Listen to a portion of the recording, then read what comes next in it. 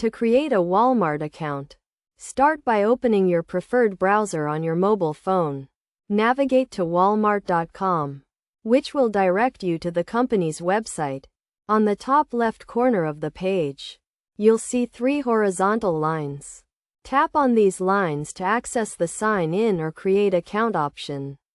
Select the option to create a new account, and then enter the email address you want to associate with your account. Proceed by tapping the Continue option. Next, provide your first name and create a password for your account. After filling in this information, tap the Create Account option. To ensure account security, you'll need to verify your account by having a verification code sent to your mobile phone. Enter your mobile number and tap Send Code. Once you receive the verification code, enter it and tap to complete the verification process. Your account will then be created, and you'll be able to use it. Be sure to remember your password for future logins.